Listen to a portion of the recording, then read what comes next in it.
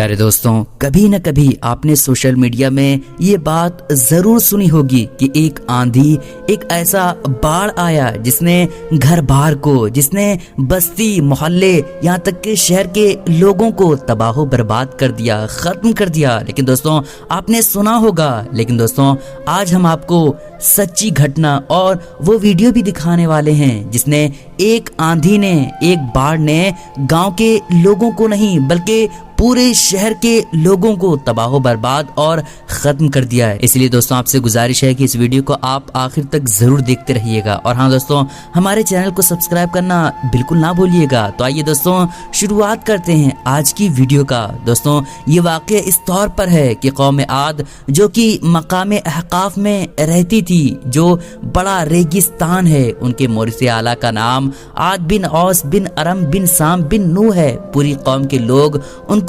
مورث اعلیٰ عاد کے نام سے پکارنے لگے تھے۔ یہ لوگ بت پرست اور بہت بد اعمال اور بد کردار تھے، یعنی کہ غلط کام اور گندے کام کیا کرتے تھے۔ اللہ تعالیٰ نے اپنے پیغمبر حضرت ہود علیہ السلام کو ان لوگوں کی ہدایت کے لیے بھیجا، مگر اس قوم نے اپنے تکبر اور سرکشی کی وجہ سے حضرت ہود علیہ السلام کو جھٹلا دیا اور اپنے کفر پر اڑے رہے۔ حضرت ہود علیہ السلام بار بار ان سرکشوں کو عذاب الہی سے ڈراتے رہے کہ ڈر جاؤ، ایسے غلط کام نہ کرو، اللہ کا عذاب آ جائے گا۔ مگر اس شریر قوم نے نہایت ہی بے باکی اور گستاخی کے ساتھ اپنے نبی سے یہ کہہ دیا کہ کیا تم ہمارے پاس اس لیے آئے ہو کہ ہم ایک اللہ کو پوجیں اور جو ہمارے باپ دادا پوجتے تھے انہیں چھوڑ دیں؟ تو لاؤ جس کا ہمیں وعدہ دے رہے ہو اگر سچے ہو۔ یعنی کہ ان کی قوم نے یہ بات کہہ دی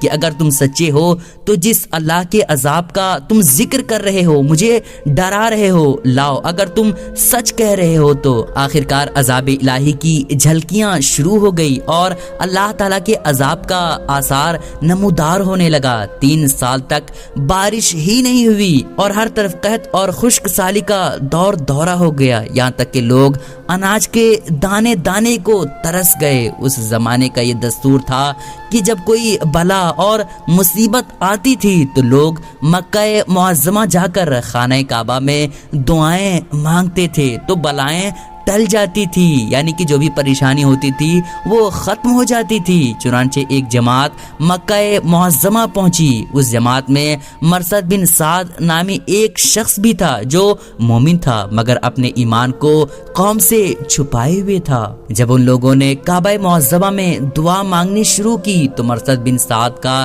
ایمانی جذبہ بیدار ہو گیا اور اس نے تڑپ کر کہا کہ اے میری قوم، تم لاکھ دعائیں مانگو مگر خدا کی قسم اس وقت تک پانی نہیں برسے گا جب تک تم اپنے نبی حضرت ہود علیہ السلام پر ایمان نہ لاؤ گے۔ حضرت مرثد بن سعد نے جب اپنا ایمان ظاہر کر دیا تو قوم عاد کے شریروں نے، بدماشوں نے ان کو مار پیٹ کر الگ کر دیا اور دعائیں مانگنے لگے۔ اس وقت اللہ تعالیٰ نے 3 بدلیاں بھیجی، ایک سفید، ایک سرخ اور ایک سیاہ یعنی کالی بدلی، اور آسمان سے ایک آواز آئی کہ اے قوم عاد، تم لوگ اپنی قوم کے لیے ان 3 بدلیوں میں سے ایک بدلی کو پسند کر لو۔ ان لوگوں نے کالی بدلی کو پسند کر لیا اور یہ لوگ اس خیال میں مگن تھے کہ کالی بدلی خوب زیادہ بارش دے گی۔ چنانچہ وہ کالی بدلی قوم عاد کی آبادیوں کی طرف چل پڑا۔ قوم عاد کے لوگ کالی بدلی کو دیکھ کر بہت ہی زیادہ خوش ہوئے اور سوچنے لگے کہ اب ہماری کھیتیاں پھر سے لہلہاتی اٹھیں گی اور ہمارے جو جانور ہیں وہ بھی خوب چریں گے اور دودھ دینے لگیں گے۔ حضرت ہود علیہ السلام نے فرمایا اے میری قوم، دیکھ لو اللہ کا عذاب بادل کی صورت میں تمہاری طرف بڑھ رہا ہے۔ مگر قوم کے گستاخوں نے اپنے نبی کو جھٹلا دیا اور کہا کہ کہاں کا عذاب ہے اور کیسا عذاب؟ یہ تو بادل ہمارے لیے بارش لے کر آئے گا۔ یہ بادل پچھم کی طرف سے آبادیوں کی طرف برابر بڑھتا رہا اور ایک دم دیکھتے ہی دیکھتے اس میں سے ایک بہت ہی تیز آندھی آئی۔ اتنی تیز آندھی تھی کہ اونٹوں کو ان کے بیٹھے ہوئے سواروں کے ساتھ اڑا کر کہیں سے کہیں پھینک دیتی تھی، پھر اتنی زوردار ہو گئی کہ درختوں کو جڑ سے اکھاڑ کر اڑا لے جانے لگی۔ یہ دیکھ کر قوم عاد کے لوگوں نے اپنے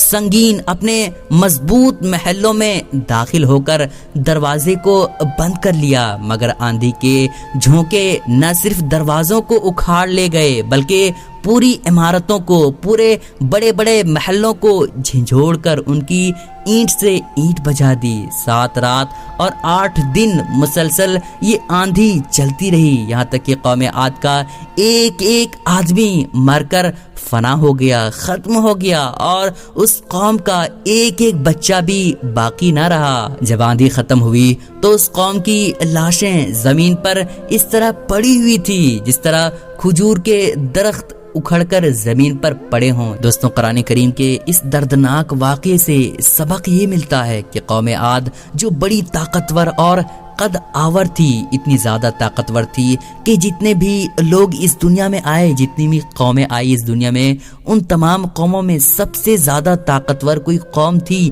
تو وہ قوم عاد تھی۔ ان کی ہائٹ بہت ہی زیادہ تھی اور وہ بہت ہی زیادہ طاقتور تھے، اتنے زیادہ طاقتور تھے کہ وہ پتھروں کو تراش کر بڑے بڑے محلات بناتے تھے تاکہ کوئی آندھی یا پھر کسی اور طرح سے سردی اور گرمی کا محسوس نہ ہو، اور ان لوگوں کی ماری خوشحالی بھی نہایت مستحکم تھی کیونکہ لہلہاتی کھیتیاں اور ہرے بھرے باغات ان کے پاس تھے۔ پہاڑوں کو تراش تراش کر ان لوگوں نے گرمیوں اور سردیوں کے لیے الگ الگ محلات بنا رکھے تھے۔ ان لوگوں کو اپنی کثرت اور طاقت پر بڑا اعتماد اور بھروسہ تھا، مگر کفر اور بدعمالیوں اور گندے کام کی نحوست نے ان لوگوں کو اللہ کے عذاب میں اس طرح گرفتار کر دیا کہ آندھی کے جھونکوں اور جھٹکوں نے ان کی پوری آبادی کو جھنجھوڑ کر چکنا چور کر دیا اور اس پوری قوم کے وجود کو صفحہ ہستی سے اس طرح مٹا دیا کہ ان کی قبروں کا بھی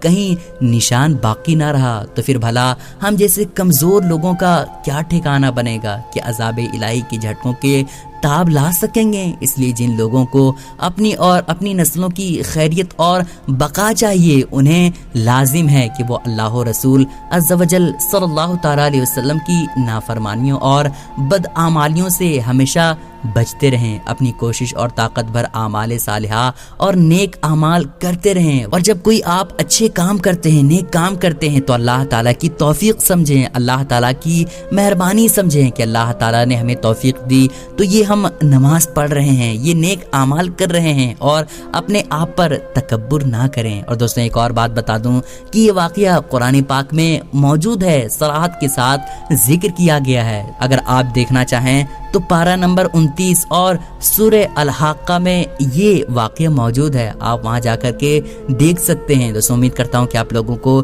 یہ ویڈیو پسند آئی ہوگی، اور ہاں دوستوں، ہر بار کی طرح اس بار بھی اپنے دوستوں اور رشتہ داروں میں اس ویڈیو کو ضرور شیئر کیجیے گا اور ہمارے چینل کو سبسکرائب کر لیجیے گا۔